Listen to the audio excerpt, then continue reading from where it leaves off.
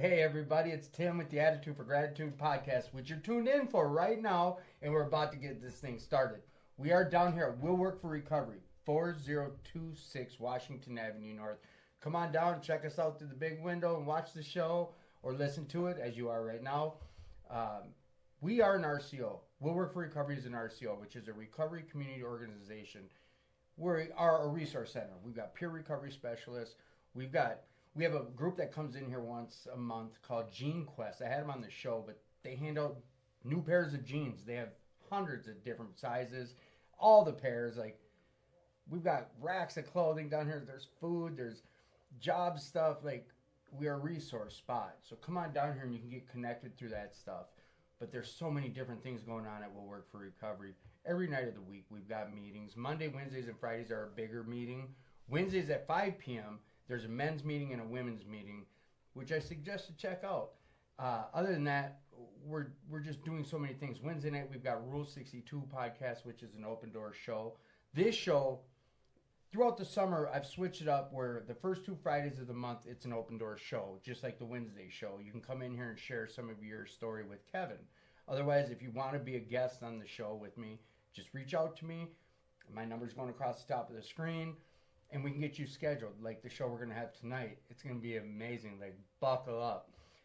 Other than that, like, I always stress this is like, if you're struggling, if you're going through it, if life's showing up, like, get connected. Come on down, be part of, not apart from. Like, there's a lot going on down here, and you're worth it. Like, you're gonna hear some stories in recovery that'll just let you know you're not alone. You don't have to be alone through this. Took a while for me to recognize that, but once I did realize, like, I'm not alone and I don't have to be alone. Like, my life changed, and it's here for the taking. They talk about that. Like, don't leave before the miracle happens. I'm just like, buckle up, because it's about to get real. But it is. It's a change, and like, we're not always comfortable with change. I know I wasn't, but I had that gift of desperation. So we're not here to hear my story. We're here to talk about what you're about to embark on. So sit back, relax, and enjoy. Share this show. We are on YouTube and Facebook and TikTok and trying to break through to all them different platforms. But as always, like, if you are struggling, please reach out. Dial 988. Call Intergroup. Come on down here tonight till about midnight. Big O's doing recovery-oke. Like, that's really taken off, and people have such a blast singing karaoke. So get involved. Stay tuned. You're about to hear it.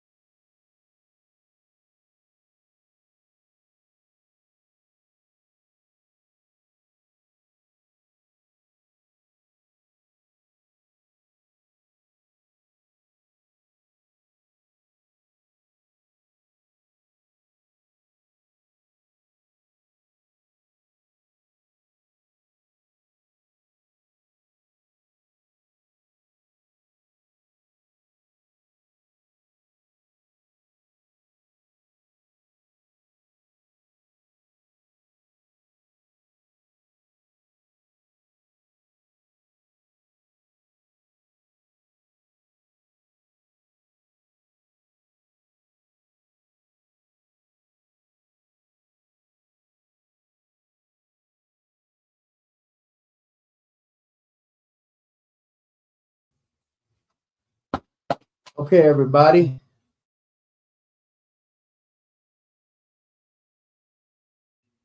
Hiya, hiya, poo beep boo. All right, let's go live. Come on, baby. You want to hear me? Can you guys hear me? Nobody. Sorry, everybody. Sorry. We're back. To stick around.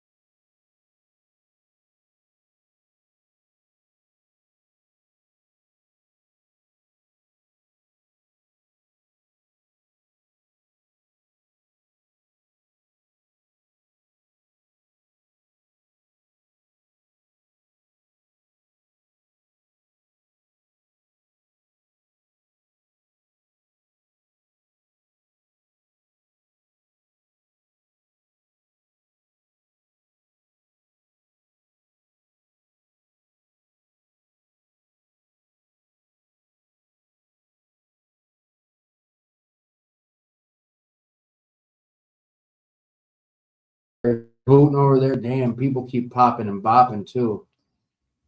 So I'm just waiting. All of a sudden, we should just hear it start on my phone. I don't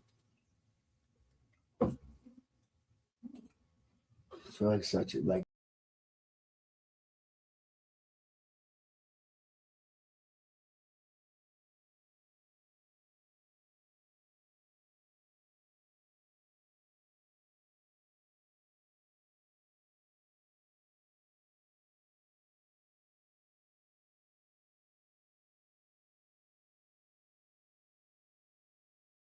blacked out. So bear with us, everybody. Bear with us. We appreciate you now with the 800 viewers now. Yeah, right. It's banging up there, but see, when I go earlier, more people will hop on because usually it's later. There we go. So, welcome back, everybody.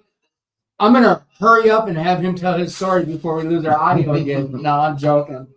I do apologize. And if it boots out again, just let us know. I really can't listen to the show while I'm interviewing, but I'll do my best. I'll do my best to stay on point with this. I use your guys' feedback on knowing where I'm at with this because I just want to hear their story and pay attention. All right, enough of that. I got it in my ear now, and we're hearing it. It's weird. I got that delay, so I'm hearing myself from like 3 minutes ago, and it's hard to stick with it. But we'll take it out your ear. I know, but then I don't know if we lose audio, and I get you in the middle of a great part of your story. And I'm like, ah, shit, hold tight. Check it out. Who are you, young man? I'm Zavon. Welcome to the show, Zavon. Thank you for having me. My pleasure. Just kind of some backstory history before I even have Zavon get into it is, how long have you been clean? 4 years and some months. Check this out. 4 years and some months. I've known Zavon for 4 years and some months. Yeah. I know Zavon from my men's meeting on Thursday nights at New Hope, Alano, which I imagine you might hear a little snippet about that place. But other than that, there you go. I've laid the road down for how I know our guests tonight. And with that said, Zavon, what we do on this show is have people come on, share their experience, strength, and hope. Yeah. So that's just basically like how it was like growing up. A lot of times people think like this is what made you who you ended up being. Or like, I'll use an example. We had this guy, Craig, on, who you know, relative. Oh, Greg. Greg. You I say Craig? Yeah. But basically, like, he explained what it, because, you know, he's been in this for so long. And you heard his story. But, like, he explains, like, what the childhood was like, some of the traumas, whatever, which he believes led him to, you know, just that whole thing of brought you to where you're at. But we try not to spend a ton of time on horror stories, whatever. Right. So just tell us what it was like for you growing up and, you know, to how things started evolving into issues and and I'll do my best not to interrupt. With that said, let's hear it. Hey, I'm Zavon. And so for me growing up, let me see. My life was great. I mean, I was one of the spoiled kids, even though I grew up on the south side of Chicago. My dad tried to give me whatever he could afford or whatever I can ask for. But they did drink a lot. And, you know, growing up on the south side, I had to kind of learn like how to jump. I call it jumping from world to world. So coming up, I had to be the kid that go to school.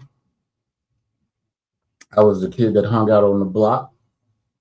I had to know how to be the kid that come home and ask dad for a quarter and have a pocket full of money in his pocket from running the streets and as a kid. Yeah. Drugs and alcohol wasn't really in my life, but I'd seen a lot of it. It's like you see people drinking and you don't think about like, oh, they're getting drunk. Because it made it like it's an everyday thing. It was a way of life. Yeah, they just like, they went to work, they worked hard, and they started drinking. Construction, like everybody, like yeah. I followed the. But your dad, he was construction too. My dad was, because all of my uncles, Greg, you know, my dad, and the other 5. So we had 5 bricklayers, a laborer, and an excavator. You got a whole company. Yeah. So growing up, like they hit your pops, like you saw people drinking. Yeah. Oh, yeah. And it was just normal. Just normal. They will go to work, come home. They'll all come to my house or one of the brothers' house, and they would drink beer. South side of Chicago, is it rough? Yeah. Well, Chicago used to be a really fun town. Okay. You know, like when I was coming up, everybody knew everybody. It was the city of Chicago was like a neighborhood. It was like you know, community or whatever. Yeah, like that parent up the street would be like, I'm gonna go tell your parents, and you know, you act right. But but when I noticed when the neighborhood changed, around when Scarface came out Okay. and the crack rock, everybody then got the picking sides. Crack epidemic hit. Yep, and everybody got the picking sides. Like, I'm on this side now. We can't be friends. No, I'm serious. Like the neighborhood. You mean like gangs started forming. Yep. People started like, no, this is my block. You go back to your block and things like that. So coming up was rough, but it was fun. It was so much fun. Like we catch the L, and so one fun part, Chicago had this thing called Super Transfers on Sunday. Okay. It cost $1. You could ride anywhere. And the L is a above ground train, right? Yes. Okay. Yes, sir. So you could ride the L, you could ride the city bus. I mean, wherever you wanted to go, all day Sunday on one fare. And we would go to the mall, we would go to the movies, we would go wherever we wanted to go. And I mean, it was real fun. Even growing up, even once I got from a kid, like just jump to like high school, it was fun. It started getting a little more, you know, you're getting bigger, and then it's getting a little more rougher, like, you know, because you're dealing with, you're stretching out further, you know, so, you know, different things happen and stuff like that, but that was my city, you know, and so when we got like in high school and stuff, I was the one that wouldn't drink. Like, I don't want to drink that shit. You know? Well, I mean, back then looking at it, was it just like, I'm not interested in that? Or were you like, nah, I see what it's doing to other people? Like, do you know? Well, I didn't know what it did to other people. Okay. I just didn't like the shit. Mm-hmm. And I smoked pot. So that was my thing. I was smoking pot, and I could care less about the alcohol. So my friends would drink and I would smoke, and then we'll go to we all go to high school, right? But then that's when they start having breathalyzers. So they would get in trouble. I'd be like, I'm not drunk, but I'm high as a kite, you know? So that, I thought I was slick doing that, you know? So, you know, you learn a lot of street smarts in Chicago or anywhere growing up. Right. You know, right. I'll take all the book smarts in the world and trade it for a handful of common sense. But then after I got out of high school, I was working construction. I started working construction full time, and I didn't go to college right away. And I did start drinking. Like I was drinking like during work time, like no, like after work. But once you start going to work, I started going that era. Okay, so you started, hanging out with my dad and them and my uncles all, and you know, after work. It was a normal thing, though, right? Get some beer, and we'll start drinking in the house. So the thing that like really messed me up was I'll be drinking and then I wanted to smoke my weed. And like, yeah. But then it started getting worse. Like as I got older, and I started like I can remember the first time I did my kid might be listening, but the first time I did some drugs, hard drugs. Yep. I was at a poker game with some guys from my job. And they was like, come on, Z, come out to our house.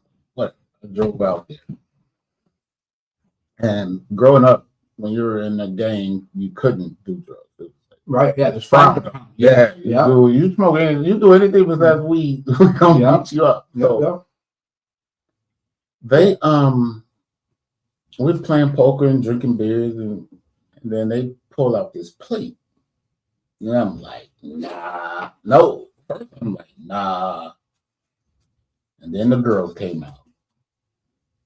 And that was the first time that I seen let's say Caucasian women. Like in thongs and high heels, and I was like, "Oh yeah, give me the plate." It's always a woman. I was like, "Oh, give me the plate." That's all it takes. I remember that day vividly. I bet. Yeah.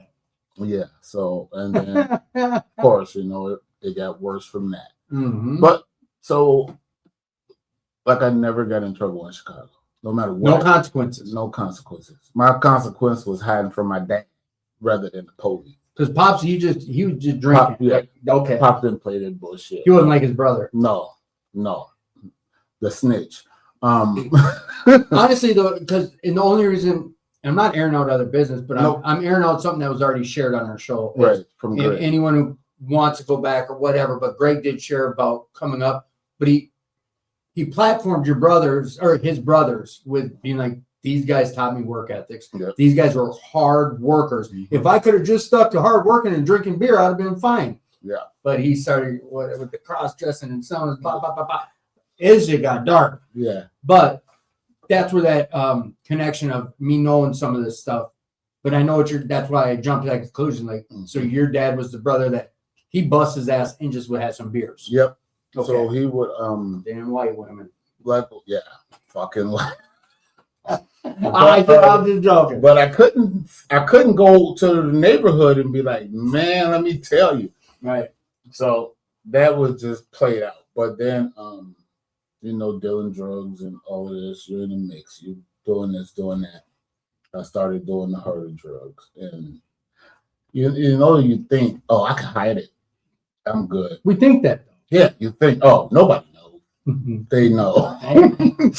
and you start to like crumble.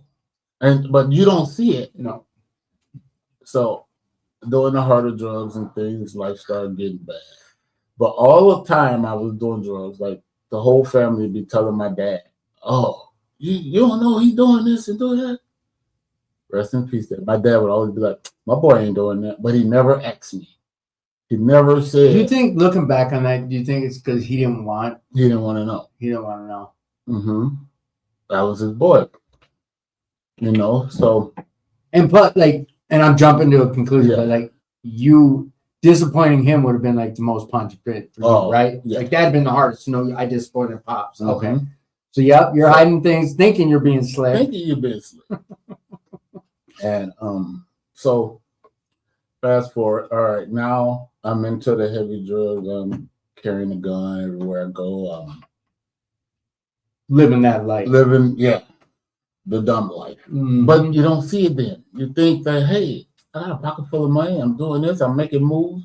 Well, and you normalize it nobody because of your surroundings too, Yeah. right? And Okay. nobody gonna know. And so my fast forward a little further. I don't want to talk about Yeah, drugs. no, you go ahead. I think but- you laid down the. Go ahead. Enough about the drugs. Yeah, but I want to go back to like when I first started working. Come on. I was like so like all the things my dad had taught me. Can you hear me? Loud and clear. Oh, so, Audience, if you want him to speak up, let me know. I can raise him up. But no, keep going. so like all the things my dad was trying to teach me, I didn't get it. I'm 16, fresh out the streets, Right. and he used to tell me, well, first, before he got me my first construction union job, he woke me up one day. It was a Saturday morning. He said, get your stuff on. I'm like, where we going? And but I'm still putting my clothes on because he ain't play. And he took me to Checkers, The auto spot? the burger place. Checkers, the fast food. Okay. Yeah. So he took me there. And he went in with me. He asked the manager, "Are you hiring?" And they was like, "Yeah, you can fill out this application." I filled it out. He talked to the manager. He was like, "If you get him a job, I'm gonna give you my phone number. I need to know if he show up late. I need to know if he give you attitude. I need to know like if he ain't coming to work." All in front of you too. Yeah, right there. Okay. He Yeah. was like, "I need to know all this, right?" I'm like, damn, I'm saying to myself, like, damn, it's jail. But I didn't understand what he was doing. Right.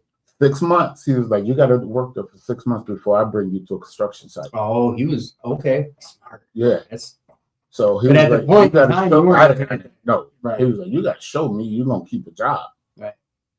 You're going to get with those big And boys. the day of the 6 months,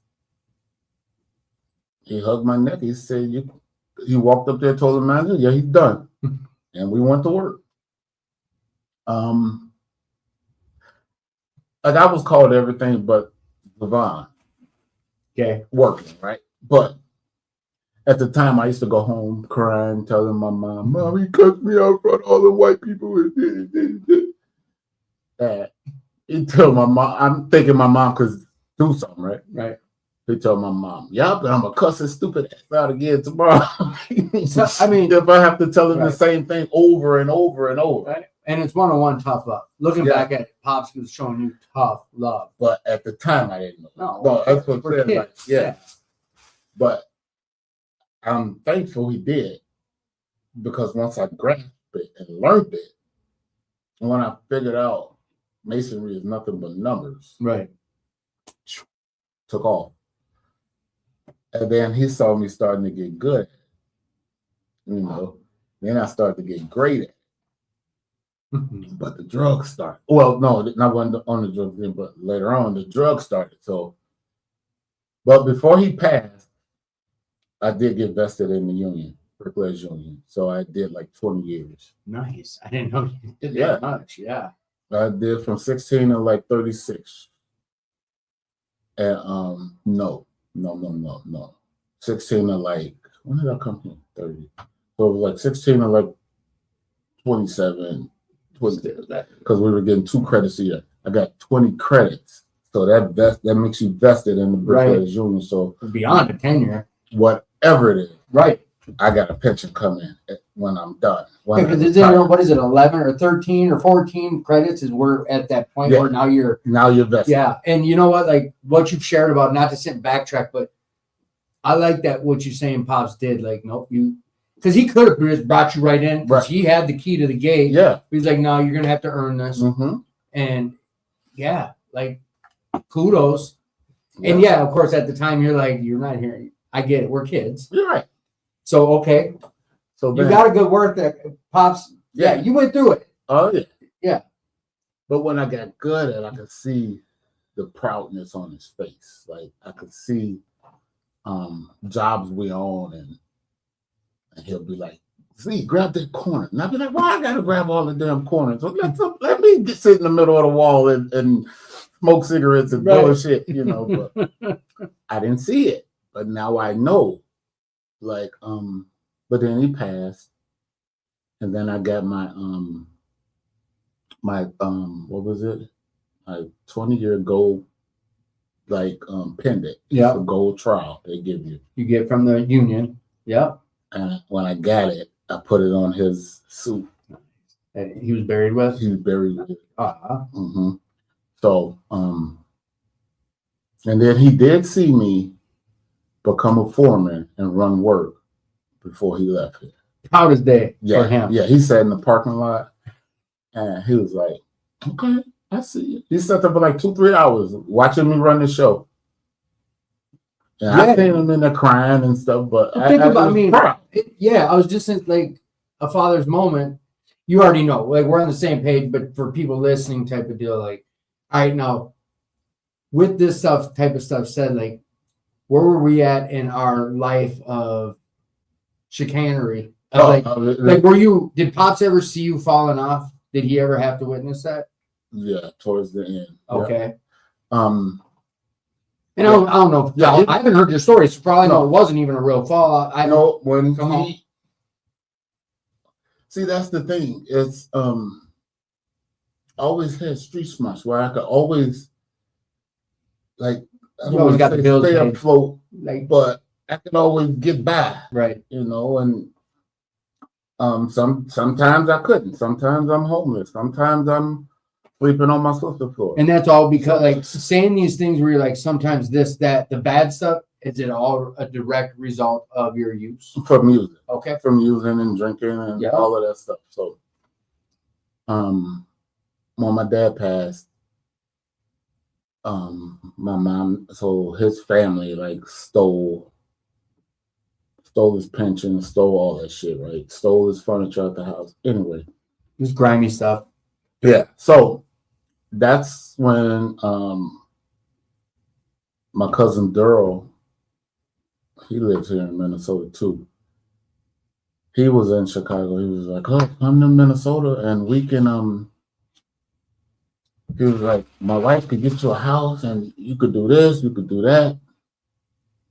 And I'm full-fledged in my mess. Okay. Yeah. I'm like, cool, whatever. On my way.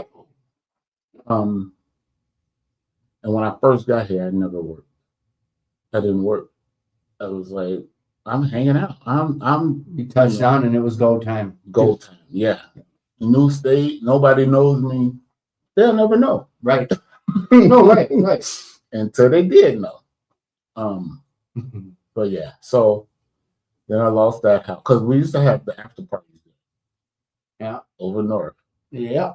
And that was fun. That was some fun. It was some fun times in the house. Right. I only had it for like 5-6 months or whatever. Well, a lot of people don't understand from the outside looking in. They're like, "Oh, that life must have been." There's a reason we ended up doing it so long. Well, like there were some fun things. It just got to that point where it was unmanageable. Whatever. We recognized the consequences outweighed any. For me, I can't speak on you, but so okay, you got to Minnesota.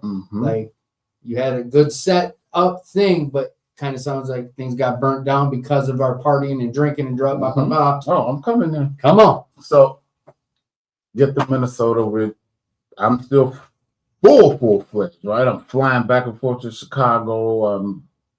Jumping off packs. All this stuff, right? Yep. And then so I had met this girl and she had some money. So she would be flying me back and forth to Chicago almost every weekend, right? I would, rest in peace, cuz my cousin would take me to the airport, right? I would leave with nothing, like just my shoes. Right. The clothes on your back. When I come back, I got duffel bags of clothes and shoes and everything. And they like, who are you? So Mama. Look, I got the big head. It's like, what? Y'all don't know who I am. You know what I mean? Oh, yes. Oh, yes. You pop your collar and all of this stuff like that, right? But you're putting on a big ass facade, Mm-hmm. knowing I'm looking for for my gadget. Yep. So then I lost that house, but I had met a girl, my kid's mom, and I moved in with her, and her mom was staying with her, so I moved in with them. Okay. That's where my 2 kids come from, Sunshine and hold on, rewind. I had 2 kids in Chicago, my daughter Bonnie and my son Zavon. Okay. Got 2 different moms. Here, so fast forward back to the party, I met their mom, and then I had 2 kids with them. So right around the time that my daughter was being born, that's when that place started. The vacation. Consequence. The unwanted vacations. Yeah.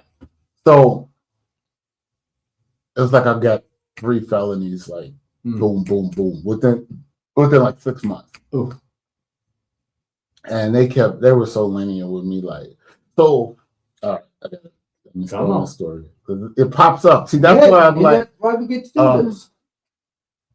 So I caught the 3 felonies, and then, but on the 3rd felony, right? I didn't do it. Like legit didn't do it. And so at first I'm fighting it in the county, and then they were like, "Oh, but it was aggravated robbery and aggravated assault, right?"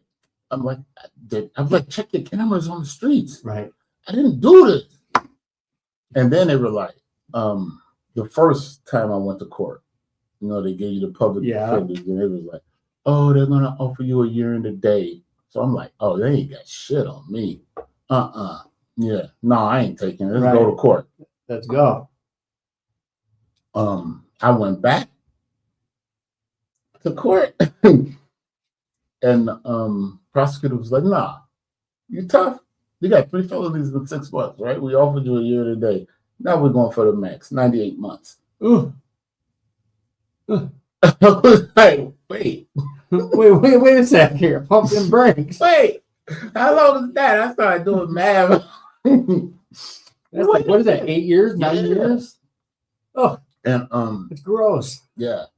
So the judge, so all right, that when they told me what they were going after, right? I went back to my cell and everything, right?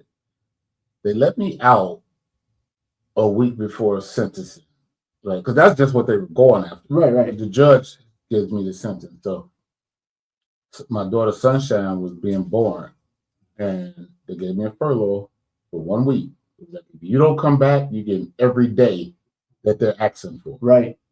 So they let me out. Now, I don't even need bail. That's not, yeah, I get it. They're like, you're going to get every day that the state is asking for if you don't come back. Right. Ooh. So I went to see Sunshine be born and all that, right? Came back.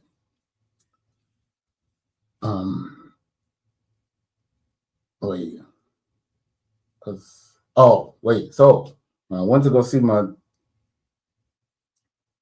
daughter born, I'm missing something because how did I get her pregnant with Vod? Well, no, when I first started going to jail, I was fighting the case before I knew at the time, right? Right. And they let me out for the week, let Sunshine be born, right? So I'm still in the county fighting the case. Yeah. I think I went to the workhouse or something. Oh, I did. I went to the workhouse, and they was like, "Well, we're gonna let you out on work release and all of that stuff." Because I kept telling them, "I'm a bricklayer. I gotta get to work." Right. So they was like, "Okay, you ain't gotta sit here. We're gonna put you in the workhouse and give you furlough and all of that stuff, right?" So that's how she got pregnant by Vi. I mean, with my son. Anyway, long story short, I get to court, and I didn't get a chance to see Vi born because I was already gone. Right. Upset in front of the judge, he was like, 98. They were like, "We want 98 months." Okay, that's a long time. Mm-hmm. And I was like, I'm a bricklayer, got my kids and everything like this and this and this and that. And it was like, well, 98 months. Slam the gavel down. I was sick. I was like, what? I was like, can I hug my girl before I leave? He was mean. Somerville was his name. The drug counselor. I mean, the drug judge. The drug judge. Yeah, drug court name judge. was Somerville. He was like, nope, hug her and visiting in St. Cloud. So I'm walking out through the door, right? And he came back in. He was like, wait a minute. If you go to he called me back. He said, if you go to Stillwater, you go to St. Cloud, and teach some young black kids how to do the masonry trade, because they have the masonry school in there, right? They said, I'll give you 67 months. That's still 7 years, ain't it? No, that's like, well, 60 months is 5 years. Yeah. I just go 60 months. Yeah, 60 months. Whatever. So we're talking 5+ years. So but he's also talking about knocking off what, 2 years? He's knocking it out in jail. Minnesota won't every day. Yes. So you're on parole the rest of that time. So, I was like, cool. I was like, but I ain't got my GED, so don't worry about that. Tell you how people get done what they want, right? So I get to St. Cloud. Yeah, I get to St. Cloud. And which they are closing. You know that, right? St. Cloud? St. Cloud. Yeah. I thought they were closing Stillwater. Is it Stillwater? Stillwater they're closing. Not St. Cloud. The one up north, not south. Whatever. Yeah. Go ahead. Sorry, it don't matter. So Cloud, you're going to Cloud, yes. And, tell us how someone want to get something done. Yep. So I'm in there, went through orientation and all of that, right? So they sent me a letter saying like for me to start school. So when I'm in school, the teachers, I didn't like go to regular class every day. The teachers were my tutors Okay. to push me. I took the GED in like 2 weeks. The same ones giving you the test are the ones tutoring you. Okay. So basically, here you go. Yeah, here you go, Okay. your GED. To get you Boom. fast track so you can start doing to the the masonry thing, right? So yeah, spoiled me. Took me to put me in B Annex. Yeah. And spoiled everything, right? But I loved it. I became a tutor in like 2 days with the masonry, the with the privileges that come with it too. But the instructor was like, "Oh, I knew as soon as you picked your triola up, you knew what you were doing." Yep. And shit, you're a 20-year vet, right? Like, but I still was pissed because I'm like, I gotta sit here all these years for something I didn't do. Right. But when I got out, and well, halfway through, and then when I got out, when I look back on that experience, it's like that was the best thing ever fucking happened to me. Wait a sec, though. Hang on. Let me pump these brakes. So you ended up doing 64 months? 67. Jesus. And then, what was it? 21 on, wait, no. I did 67, so yeah, 31 on damn, Z. parole. 67 months. Mm-hmm. And looking back on it, you're saying it's the best thing that could ever happen because what? It got you out that life? Yeah. Time. Reading the Bible, going to church, just like no issues in jail. Well, I had to slap a couple people, but nothing else. Like nothing like no. But not because I wasn't affiliated. Right, I was just gonna say you didn't get into that life. I was like, no, you guys shaking hands with and you were kind of not. You guys are shaking hands with white people. We don't do that in Chicago. Right. I was like, what the hell is your problem? Mm-hmm. But and it's not like you were something, but you were up here because you were a tutor. You had different privileges. They were counting on you to basically make them money. Let's not kid ourselves. Right. But it also was. A lot of people won't. From what I've heard from guests on this show, people that have done some time, mm-hmm. and that's not easy time. The time might not have been rough, but that's time out your life. That was 6-7 years. You weren't free to see your kids. All those things that come with it, and unless it's someone that seems to be in this life of recovery, like most people don't be like, "Oh, that's the best thing that ever happened to me." You'll get Paul in here talking about 10, 15 years of time that will share, like, yeah, that shaped me into who I am. Mm-hmm. All these things. My past doesn't define me, but it made me who I am today. Type of deal. Right. So, okay. My thing was, if I stop the hard drugs, I'm good. And through the praying and through God and all of this stuff, right? When I got out of jail, when I got out vacation, they tell you a saying at the door, you're like, we don't leave the light on for you. What a dead punch. What a dead punch. So you have to walk through 2 doors, right? So the sheriff opened the first one. Mm-hmm. And he was like, we'll leave the light on for you. I didn't respond until I got out the second one. I'm mad. Like, you can cut that motherfucker off if you think I'm coming back here. But then I got out of jail and I was focused like that. I was enrolled in college. And this was in 2020? 2011 I got out. 2011? Yep. Okay. You got enrolled in college. Like I started going to college. I was working at Target. I met my wife in September. What was it? What's the magical date? September 11th? Yeah. 2011. Yeah. Yeah. I met her that night. That was crazy. I don't know about magical night, but yeah. No, night. I'm saying that yeah. what's the 9/11. 9/11. Yeah. So in September. So I met her, and so I ended up moving in with her within like a month. Because you were what? You're on parole still for what? Another 2-3 years? Yeah. They kept you on parole that whole 96 months? 98. 98. Jesus. Mm-hmm. And when I, got out, I was focused. I was drinking beer. I was smoking cigarettes. I wasn't smoking weed. Right. No hard drugs, no reefer. Well, I gotta tell the truth. Couple sniffs here and there. Yep, there you Couple go. sniffs here and there. Couple too many cervezas. The guy needed a whoop. Yep. I did do that. No, okay. And then so were they dropping on you? Were you having a job? No, because I had a job and I was working at Target, going to school, and he was like, "Oh, I know Target is dropping you." So I'm like, "Cool." The only thing I got scared of. I'm not gonna just whatever. Be careful how you say. Is when I voted. Because I was voting for Obama. I didn't give a shit. I was like, well, whatever. But so you were able to vote, huh? Oh wait, you know what though? Let me rewind this a little bit. So you get out of jail. Mm-hmm. You got these 3 years hanging on you. You meet someone who's a good person, mm-hmm. and you're doing all the right things. You're going to school. You're working. You're what was that other thing? You being a dad? Are you being a dad yet? Were you able to be a dad? Would they even let you in to be a dad yet? Yeah. So I was seeing my kids and things like that. Okay. I was seeing them.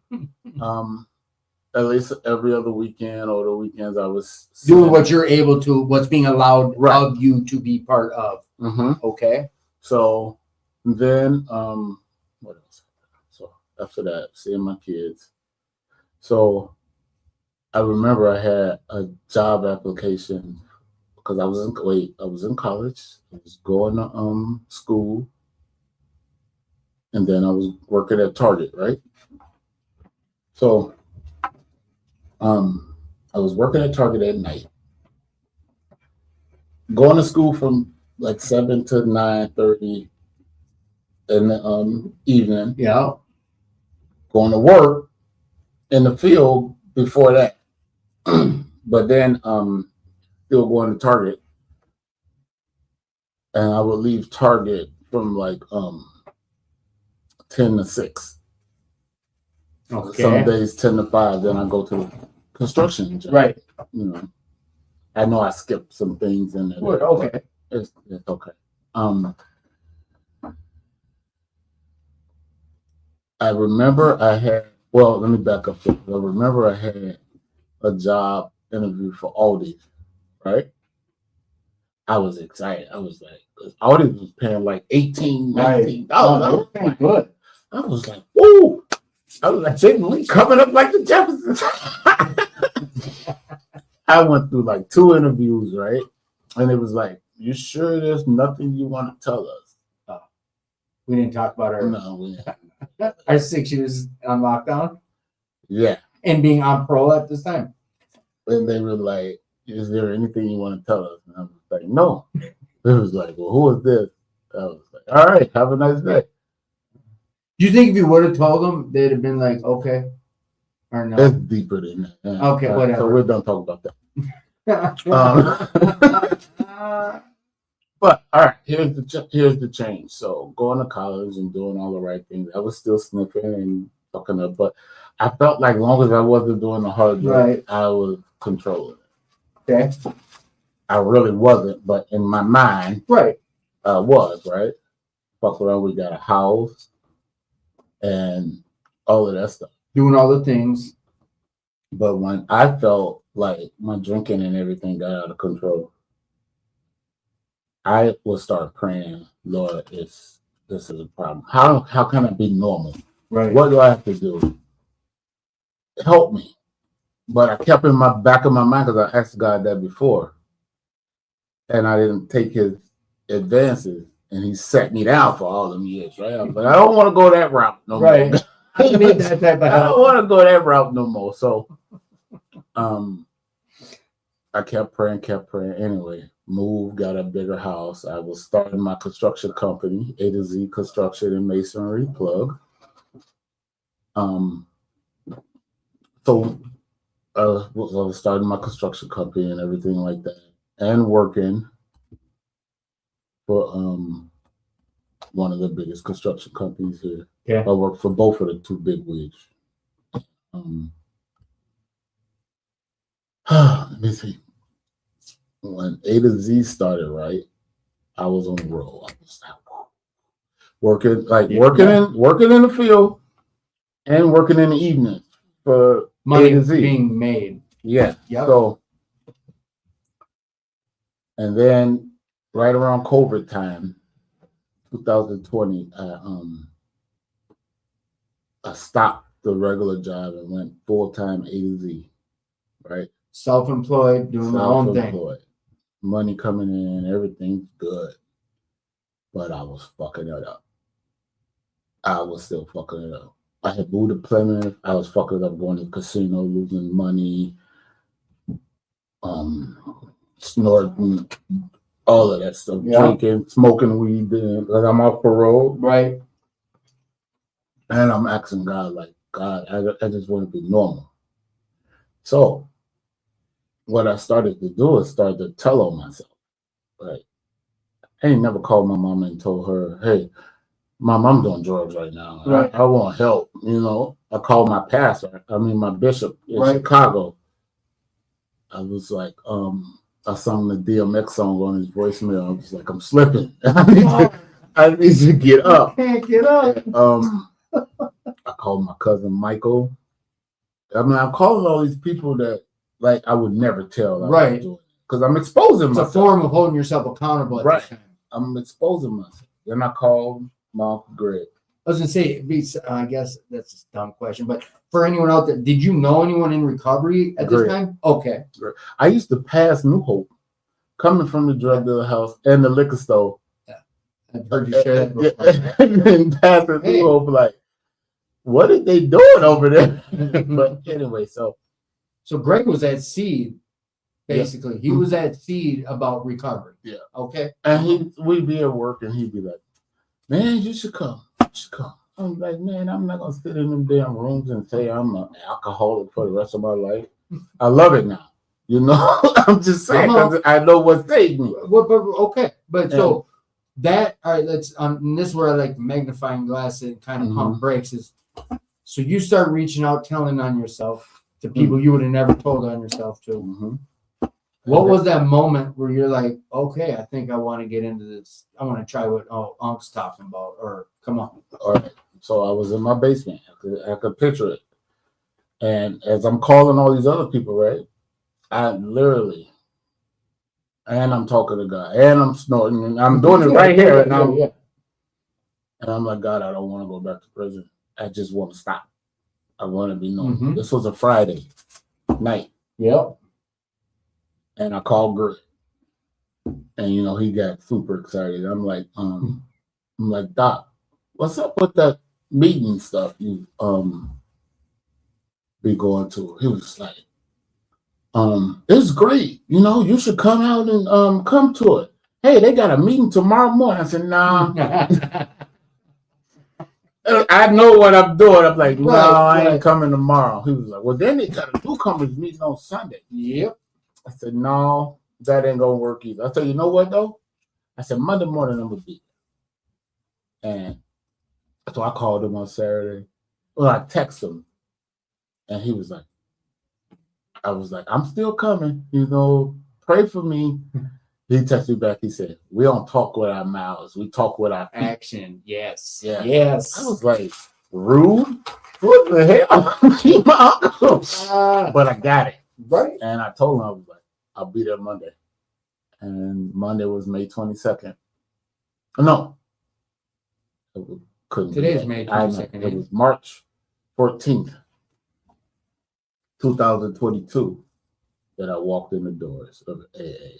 Not having a clue of what everyone heard of the big book. Right. Well, when I first opened the big book, it was like fucking reading Chinese. I didn't know what. No. I mean, because you can read it like a book, but you won't understand it. I don't think it's a book. I think it's like a textbook. Yeah, good life. And yeah, to help fix you. Is that your clean date? Yeah. That's what we call your clean date. Yeah. March 14th. Yep, that's tatted. That boy. Mm-hmm. So you walked in to New Hope, Allen? New Hope, Allen. Monday evening meeting or morning? So when I started, I was going to all the meetings because I remember seeing you there. It was in March. I wasn't Right. working. It was like, I remember seeing you there all the Yep. time. I was like, I'm just going to find the right meeting. You kind of got close with Jason near the beginning, weren't you and Jason's buddies? Kind of Jason Harrington or no? that's my sponsee. Yeah. Mhm. Okay. Yeah, but I was there for like a year, I think, before I met Jason. Okay. But Yeah. I know you met a big guy right away, I'm sure. A big white fella who likes to sit at the table and whittle wood. That was my sponsor. Yeah. Big Mhm. white fella who Yeah. whittles wood, who's always up there. At New Hope. Right there by that front door. If you know, you know. If you know, you know. And I appreciate it. He took me through the book. Hey, I know. And he I was talking to Jess about this is if you're in a position where he is someone that takes you through it for the first time and you make it through with him, because I know dozens of people who That didn't make it with Dave. with him Mm-hmm. just they're still around, but it Mhm. just wasn't. But if you do, like you got a grip on this thing because he's not. You got a grip on this thing, and like he's helped save a lot. Look at Greg. Congratulations, boss. God bless you. Help somebody. We love you, Greg. But yes, it's whatever. It's what it is. The way God planned it. Mm-hmm. So you go in there and you going like the whole, like whole every time. day. Yeah, I was going every day, 2-3 times a day, and because I wanted to grasp it, I wanted to understand it, and I wanted to so I was going to it, and I ended up at a Thursday meeting, right? Mm-hmm. And I heard that guy we were talking about. He said something in that meeting. Yeah. Some kid asked some question. I'm sitting next to him. And he asked some question. And all the old timers just went crazy. And the guy was like, you know the difference? Face turned red, voice got deeper. He was like, because if I was sitting at the bar and drink everything in the bar, and I'll fuck your wife. And I was like, you my sponsor, dude. He's real. I was like, I mean, you're my sponsor. I want you to be my sponsor. And yeah, because I knew I always think I'm slick. So I didn't want nobody that I could mess around. Right. No, it was still holding yourself. It was a form of holding yourself accountable. Mhm. Because Dave's one of them guys that go do you then. Yeah. Otherwise, you can shut up, sit down. He's the one, and you've heard me share it in meetings, and I've always shared. There was a guy who'd always say, Tim, shut up. Just shut up and listen. I mean, I've had no one talk to me that way ever in recovery but him. There was an incident, and I know I'm kind of hijacking her story, but it's valid to talk about this person. And he's just a person, and he'd be the first to say, I'm just a man. But I was accused of something, and it was a big deal to me. And the organization that accused me of this was someone I was doing service for, and Like at the end of the day, come to find out the person didn't accuse him was the one who did the thing that I was accused of. But I was at New Hope when I got the call about the accusation of what I was being accused of, and Dave's right there. And at this point, I only got a year. I had a year at the time, and I was bamboozled. I'm like, look, these people, this thing. He's like, did you do it? I'm like, no. He's like, shut up. I'm like, and I got this guilty conscience because I was a thief my whole life. Right. I'm like, but you don't get it. Like, I did this. Now he's like, shut up. Did you do it? No. He's like, then shut up. And he went with me to the spot, and they're like, okay, so what's going on? And they showed a video. He's like, he's not doing nothing here. Mhm. And I'm over here like, and this and that. Dave's like, Tim, shut up. Like, it was people, and I believe God places people in people's lives. Right. He put them in next to you to say what he said for you to be like, that's my sponsor. Yep, I did. I said that in exact words. And you worked this. So what did your recovery look like once you asked him to be your sponsor? We Like- would meet on Sundays Come on. and go through the book. So the only time I stagnated them a little bit was when fourth step, because you sit in those meetings and you'll hear the older guys like, oh, I was so terrified. I'm like, stop saying that, because Right. you scare the newcomers Yes. to talk about this stuff. Yeah. And they be, oh, I was so scared the first time I did a fourth step, and just do it. I mean, Yeah. but I know it was a couple weeks. He'd be like, "How's that 4-step coming?" Hey, I'm working on it. You know I'm bullshit. I'm working on it. But looking back on it, was it out of like fear you weren't doing it, or you just being? Yeah, Oh, no. oh, It really? was like, yeah. Like, No, and okay, and then when I sat down and just said, I'm gonna do it. right. I wrote the first name down and the floodgates. Yes. Just Yes. I just got the right. I agree with you Right. about that part of these people who came before us. And I get, we all share about what we felt about certain things, and I get it. But that piling on, and you're right, when there's newcomers, because I always heard that 4-step and that 9-step, I've heard all these fears about it. I'm always adamant, and I share loudly about it. It's like, I was so broken and effed up. Come on. Right. I wasn't scared. And I remember hearing people, all this fear, this and that. But I also heard the part about these promises, and I hear about all the freedom that's going to come from all this. I wanted it. I wanted, like, let's do this 4-step. Come on, we there yet? Right. We there? But I know everyone wasn't like that. And I've heard people share, like, oh, there's fear behind, like, that is a deterrent, I think. But I also had a guy come in here who's got, you know who he is. He's one of Dave's good buddy. Without saying his last name, Terry. Mm-hmm. He That's came my in. new sponsor. Okay, and I love him. He just spoke. Were you there at SNL when he spoke? Yeah. I didn't get to meet. Did you see the 5-minute speaker? I heard she was Yeah. great. Mm-hmm. She was great. It was funny too. Side note is I was up north where I'm going to be going tonight, and I went to this Brown Beggars meeting. Or no, I shared. They asked me to share my story at this church on a Sunday night, and there was a lot of people. It was like an SNL thing.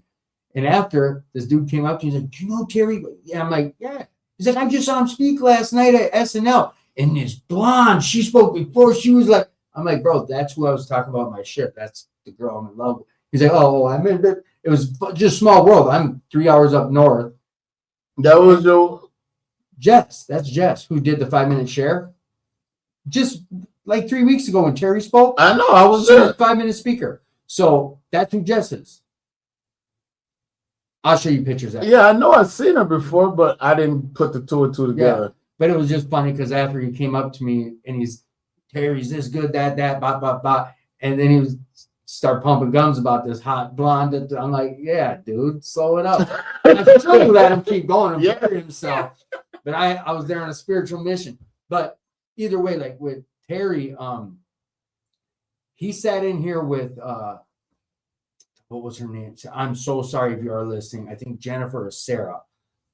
She was cool as hell, but he's got a big gripe with the promises. He feels, have him tell you his side about reading the promises at a meeting.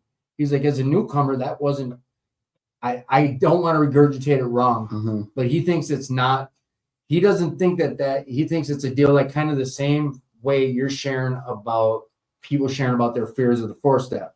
He's like, that shit's unattainable. Like a newcomer's be like, this shit ain't real. Or I can't regurgitate it the right way, but he has a thing about reading the promises. Have him tell you about it. I didn't know that. And he's real in the fam. I love them guys. So your recovery's going on. You're getting to these 4 steps, 9 steps. Have you done service work in your, like, do you do any? Or yeah, I do. Like right now, I'm the treasurer at Thursday nights. What is Thursday nights? You can share about Thursday nights, the Big Book Men's Study. Big Book Men's Study. The men's Big Book Study. Thursday night at 6:30 at New Hope.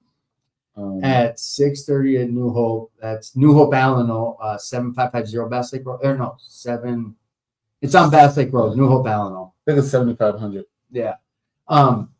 Funny story about that too is before I'd ever been to a men's meeting, I was doing an opiate support meeting on Thursday nights, and this group came in to where we were at, and they're like, "You should check out this stag meeting." Kept talking about a stag meeting. I'm like, I didn't know, and I wasn't asking. But I thought they were talking about deer, like a deer. For like 6 months, I wasn't going because I'm like, shit, deer hunting and recovery. I don't know. I guess I'll go check out this deer meeting. But they meant all men. I didn't know a stag meeting meant all men. But my recovery changed when I found that group. It was the first all men's meeting I had walked into. Up until that point, I was in mixed meetings, and I share about when I tell my story. I'm like, up until that point, I was on the wrong cycle. I was walking in meetings like, okay, no boogies, my zip is up. Look at her. See, I just was subconsciously. Right. I didn't know I was until I walked into that room with all the men and didn't have to worry about You're saying something that would offend someone. You know what it's like in that room. Yeah. And that's the one suggestion I always give during a share. It's like, I won't tell no one what to do in their recovery, but the one suggestion I'll give is find a meeting that relates to you. A men, go check out a men's meeting at least once. Women, go find you a women's meeting. So you are of service, and you sponsor men. Sponsor men, and you're still in the big book. Still in the big book every day. So now, like, we're into the solution part of your journey. Mm-hmm. What's been the biggest gift? These are what I got some questions that come in. What's been some of the biggest gifts for you now that you have found this life? Being able to just focus, like being able to just to deal with life on life terms. Because sometimes, like, okay, here's an example. So if I wake up in the morning, right, I feel great. I don't have to wake up and be like, oh, I gotta go to work. No, I get to go to work. Let's do this. Let's do that. Let's get it done, right? Mm-hmm. The way I communicate with my kids, I'm working on communicating, but I think I treat people a lot better with me being sober, and then you're conscious of it. Yeah, conscious of the way you treat people and the way you not easy to anger and things like that. So, and my main thing is what I'm on right now is protecting my peace. Come on. That's the number one thing in life, protecting my peace. I know how to be quiet. I know how to I'm not going to argue with you. But that was something that you worked on to get to. Oh, yeah. Mm-hmm. And I kind of made that a question and a statement because I know it was one of the hardest things for me. And it is still something I can find myself getting heated over, something that if I remember and just think about it, I tell my girl that I tell this girl sometimes, like, don't let no one get in your head or run space. They ain't worth it. Mm-mm. They ain't worth it. Because at the end of the day, when I'm pissed off at someone, I'm the one affected. Right. They're living their best life. They don't even know that you pissed off. No. So it's a weird concept, but it's such a common sense type statement. It's like, that's right. Yes, I love that. What's been some of the biggest hurdle? Oh, go ahead. Come on. No. And then there's one more that health is wealth. Health is wealth. Not money, because you can have all the money in the world. If your ass sick and you can't spend it, what good is that money? Mm-hmm. You ain't taking it with you. So start taking care of yourself. I love it so when I stopped drinking, I'll tell you this part too. I should have said it earlier. So when I stopped drinking, I had to stop drinking, smoking cigarettes, smoking weed, snorting. Everything. I had to stop gambling. I had to stop it all because it all intertwined. Right. The way my brain worked. Mm-hmm. If I was smoking cigarettes, right? Just say if I had stopped everything, but I'm smoking cigarettes, the way my brain works is if I'm putting this nicotine in my body, I could put some weed in my body. Right. After I smoke a weed, after I smoke a blunt or something, I'm going to want something cold. Yeah. Right? Too many of them something's cold. I want something to me up. So after that, I'm not going to devil's advocate this because we can get all the way down to a piece of chocolate, but some people get funny about that in your cup. Like, well, it's cigarette. Well, what about coffee? That's it. Oh, what about chocolate's you found what your health looks like. Yep. You found what your health looks like. Mm-hmm. And that's something that you wouldn't even probably cared about. No. That's why I was 360 something pounds. He said, I fall over when I try to look at my feet. No, I was looking back at some pictures with my wife, and I was like, why you didn't tell me I was this big? I was like, whoa. That's funny. But no, now it's like I wouldn't trade this life for anything. I wouldn't. The way my God is blessing me, and blessing my company, and just blessing the family. Everybody's healthy. Everybody's doing okay. That's what it's like. It looks like if I did get weak or go, it's like a slap in the face to God. To me, That's Well, and that's kind what I of believe. that's kind of where I almost jumped to this other question, but a big one. And I know you've already spoke about it, but I'm going to ask it, even though you've already answered it. Mhm. Do you have a higher power? If so, how does that play into your recovery today? He's the end of my recovery. Come on. I just got so all right, just a couple chapters that I'm still dealing with in the big book because I'm not gonna let you sit here and bash him in front of me. Come on. Like the weird Gnostics, it seems like everybody comes out when we read that chapter, right? Yeah. And I be telling them like, I'll sit there as long as I can. And then when I'm passionate about it, Right. you know, so it's like, no, that ain't how it go. And don't be telling everybody like, so the way I'm passionate about God, right? People would say, "Oh, you are scared a newcomer if you just bring up God and talk so faithful about God." Well, I'm not the sponsor for that newcomer then, because I only could tell him what saved me. Right. So if he can't understand that, then he can go find somebody else that's gonna sugarcoat it to him, because I'm not gonna sugarcoat it to him. I'm gonna tell you the truth. Right. I only can tell you my journey. And that's your journey. That's my journey. That's your journey. And I'm not gonna let you sit here and just dog him either, because you don't know. Because you don't know him. Right. I've got a guy named Rick B who comes on this show, and he's got 40-some years, but he's straight out the book. And he'll talk about, I came into this room as a militant atheist. Mm-hmm. That's how he says it. Mm-hmm. A militant atheist. And I'm not going to regurgitate his whole story, but he is a strong believer in Jesus Christ and God and And he'll talk about, I don't have a concept of God, but I don't need one today because I do have my God. That's between me and my God. Mm-hmm. If you're having struggles with it, that's between you and whatever. That's whatever you. Yeah. Yes. So I get what you're saying about that. I do. I totally get what you're saying about that. And I just look at, I mean, I don't judge people. I just try to bring them out the darkness. It's like, dude, we ain't did nothing to get sober. It's all about the grace of God that we are sober and in our right mind. Because if he let us go, we're doomed. And that's just, listen, it might sound condescending how I say this, or like whether I agree or not. Yeah, I got to be middle of the road on this, but what I'm going to say is like, and that's what you get to share about what you know helped bring you to where you're at. And you just heard him share about what has saved his life and made him a father who tries to show up, a working person, someone who's there for other people in service work and sponsoring, being sponsored. He's like, I want to trade this life for nothing. Mm-mm. And he gives all glory to who? God. See? Yes, sir. No one can take that from someone. And I found a big part of my recovery early on, because I used to, once I had found how this worked for me, I'd go around spot. This is the only way it's going to work. You can't do it no other way. Like, I was real loud about that. And it was somewhere around 3, 4, 5 years, maybe. I started realizing, like, nah, my recovery is me. Mm-hmm.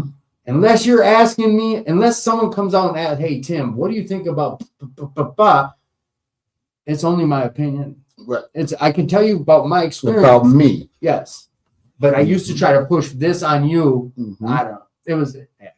Yeah. I could tell you about me. Yes. But I'm not going to listen too much about you if you're trying to diss my guy. and think about what you're saying. If you're trying to diss the thing that saved me, that got me what I have today. So it's like, you can either respect that or keep it moving. Right.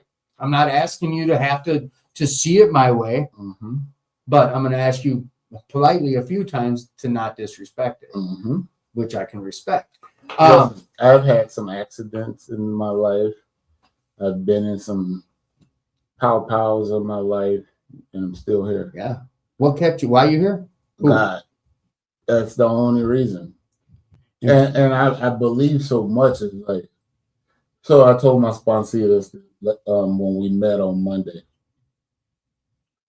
So whatever I went through from born, God had me all the way. I'm sitting right here, healthy and in my right mind, talking to Tim today. no matter how scared you was or however. So and that helps me moving forward. It's like, well, if you had me all that time, I know what you finna do now. You know, and when people say, "Oh, I," you change that. Stop that. I know you're talking about yourself, but stop saying "I." No. Well, It's just me. I can't make people do whatever. That's their story. That's their story. But I also got to that point where I wanted what someone else had. So I had to do what someone else did or attempt to. I knew I couldn't have their experience, but if I wanted anything near what I was looking at, I better get comfortable with trying something else. Whatever the case was. I don't know. I can respect what someone else thinks, feels, believes, but I don't have to take that on. There's all these things that this has given me in order to see other things. What's been the biggest hurdle for you in recovery that you can think about? Since you walked in those doors that Monday at New Hope, like what was if it's early recovery, whatever, the biggest hurdle you can recall? Yeah, the first few months. Just what were you having? Like, I want to drink. I want to. No, not even drinking. It was more the marijuana and cigarettes, and my wife still drinks, right? And but she's not an alcoholic like you. She drinks, right? And our friends drinks, but like at first, like the first 3-4 months, I was Mr. AA. Baby, you can't do that. You know, look, I'll leave books on the table. Like, just read this. And look what I learned today. And I learned, like, hey, when I was out there, couldn't nobody tell me when it was. Dave was probably good about reminding you this stuff. It was like, couldn't nobody tell me when it was my turn to walk through the door. So, like I tell her now, hey, enjoy it. Have some fun. Right? If you can, go do you. Go do you. That's why I think sponsorship is real important. I've got multiple stories that talk about why, for me, having someone, and not always a sponsorship, just someone else who came before me or someone else who's got some experience they can share about. And Dave's one of those guys for me. Like he laid down some information about with my family. Like, I don't know if it was right out of Al-Anon or what, but because I had got clean, my family don't owe me shit. Right. Because I decided to stop living like shit. Like, they shouldn't have to cater to me. I was the one who started effing up, and I'm the one who decided to stop effing up. They don't owe me no pats on the back for it. But he was good about it. They don't owe you shit for stop shooting heroin. Oh, good job. You're not doing drugs no more. Right. Oh, you're not smoking crack. Oh, good job. You weren't supposed to do this. Whatever. You know what I'm saying. So, what do you say when someone walks through them doors and you're like, man, I'm brand new here and I'm struggling. I just want to have a drink. What do you say? Like, welcome to New Hope and grab some coffee. Yeah. I love New Hope. I know I should start branching out to see other places, but that's my cheers. Hey. When you walk in the door, people are like, hey. I like that. You know, people know your name. Yeah, that's my clubhouse. Right. So that's the home group. I'd be at home. I'd be like, all right, I'm going to the club. Everybody know I'm going to a meeting or something. But hey, and that's my spot. I like that. Yeah. I Yeah. got one kid comes in.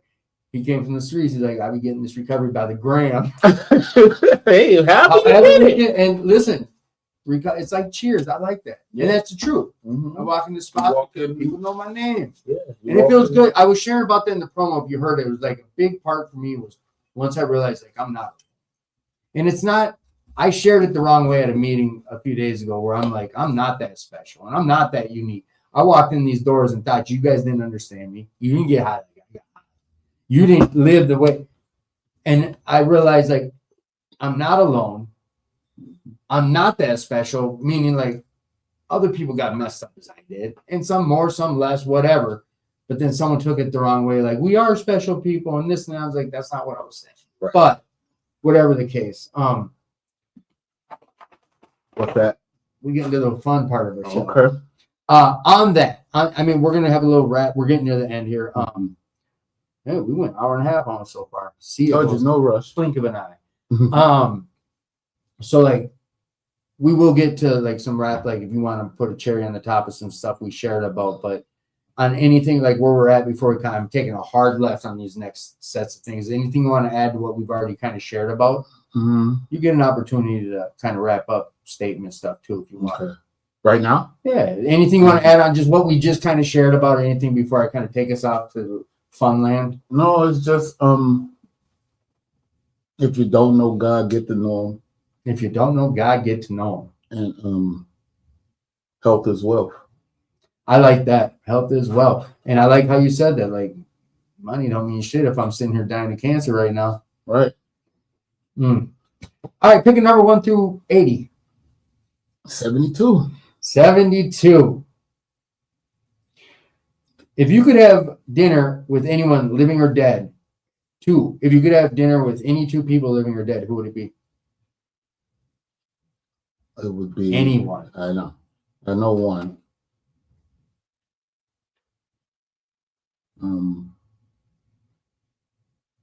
It would be my dad and my cousin Jerome.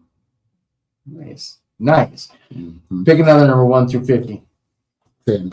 10. If you could visit any place in the world, where would you choose to go?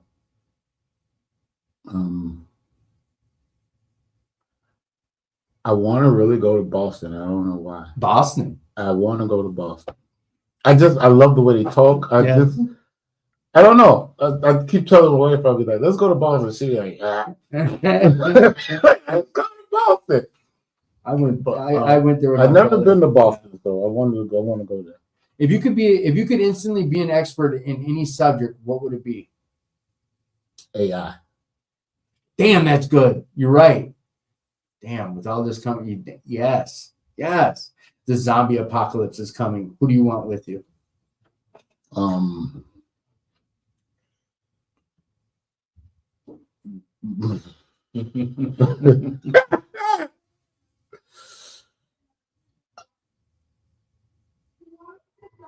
I don't know, but I hope they're from up north because I know they got some guns. If you had to eat one meal every day for the rest of your life, what would that meal be? Pizza. Nice. I love pizza. Mm-hmm. All right. If you could have any superpower, what would your superpower be?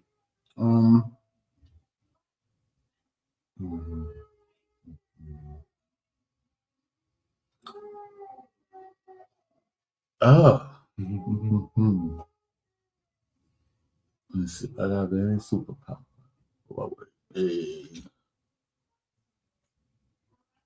What is that where you can go through walls? Teleportation? Yeah, that. Teleportation. Mm-hmm. Zavon, the name of the show is Attitude for Gratitude. Tell me about your gratitude. My gratitude, I'm so thankful I walked through the doors of AA March 14th, 2022 and stuck with it. AA, like God brought me to AA, but AA brought me closer to my God. Like I said, God was always there. It was me out. Right. Thinking I was putting that I in front of everything, thinking it was me. You got to let that I go and real get it. I know I'm not saying you got to go to church. I'm not saying you could have church at your house. Give God his time. Pray. You don't have to go anywhere to pray. You could be standing up and you could be doing anything and pray, thank you, Lord. Or it's simple. There ain't gotta be no long hour prayer like you hear in church and all of that stuff. But that's my gratitude. I'm thankful. I'm thankful to God that so I look at life like the movie called The Butterfly Effect. Come on. Every time they turn the page, you going through a different thing, right? Like you're going through a different phase in your life. I don't want this page to turn. I'm like, I done burned the book already, so we can't turn no more pages. So this is the life. All the things I ever did in life, from selling drugs to working to doing this and doing that, running the streets, whatever I did, it ain't never been as good. Huh. I'll tell that. I'll say that screaming off the top of this This is the best life period of I've your ever life. lived. Of your life. Of my life. Right. Yes. That's, you know what? Yes. And I'm dead. Right though? Like, well, Devon, I really do appreciate you coming on. Sorry about the technical BS early on. Thanks for having me. My pleasure. The last thing I always ask is like, would you be willing to come back on solo or with someone else again? Sure. I was gonna invite Greg, but I told Shut him, up. I told him no. Well, next You time. hijack. You know you'd have hijacked the majority. So I love Greg. next time Would we'll you come. two, yeah, matter of fact, I'm gonna get you guys rescheduled on. It'll probably be 2-3 months, Okay. but we'll get the both of you on. I think that'd be good. Right. I love He'll remember some things. Right, And and then that'll open the door. No, I think that'd be great, and already getting good feedback on this. So, and I know with him, we have great feedback, and I want to talk to him about some. Right. So all is good. Like, yes, Michelle, or I'm sorry, Michael. Oh my gosh, God is good. Yes, sir. God is good. Mhm. A lot of people piped in on this, and everyone who did pipe in, thank you, thank you, thank you. Sorry about the technical stuff. Hey, it wouldn't be attitude for gratitude if we weren't having technical issues. Other than that, We're a technical issue. we are the technical issue. Yes, that's right. Here we go. So let me look at you guys real quick. If you're struggling tonight, if you're going through it, if you're having some self-harm thoughts, whatever, you can dial 988. That's a suicide hotline, and I did call it to kind of because I was pumping it up for so long, and I never even called it to find out what it's about. You can just call and talk to somebody if you're going through it. If you're looking for a meeting, you can dial Intergroup. I got the number on here. My number's on here if you need to reach out. Otherwise, like, come on. Tonight, they're going to be doing the karaoke. Big O started the recovery okie, and it's been, if you're, like I said last week, if you're in Duluth, you can leave right now and still make it down here for a couple hours of karaoke. They go till like midnight down here. It's a blast. They have fun in recovery down here. 4026 Washington Avenue North. Thank you, everybody who tuned in, and we'll see you next week with Rick and Misty talking step. I think we're on step 11 or step 12. You're going to tune in and find out. Zvon, thank you again. And everyone out there, we love you. Remember, Gopher State's going on this weekend, too. So go check it out down there at the Doubletree. Yep. And Yeah, Bloomington Doubletree. It's $30, but no one's turned away. You can go do greeting. Welcome, people. If you can't afford it, if you can't afford it, call me. I'll help you with the entry fee. Zavon just made a donation, too. So, like, he'll help with it, too. Yeah. All right, we'll see it. Last but not Hang least, on. A to Z Construction and Masonry. Wait. We got to get you back on camera. Talk about it. A to Z Construction and Masonry. If you need any concrete masonry or basically anything, give us a Driveways, call. sidewalks, Driveways, sidewalks, patios, steps, chimneys, face of a house, all types of stuff. Give us a call at 952-484-9920. Hang on. I'm going to put it in the links, too. Throw my website up there. Is it A2, the, like, spell it? ATOZ Construction, the and sign, and Masonry. MASONRY. MASONRY. Mm-hmm.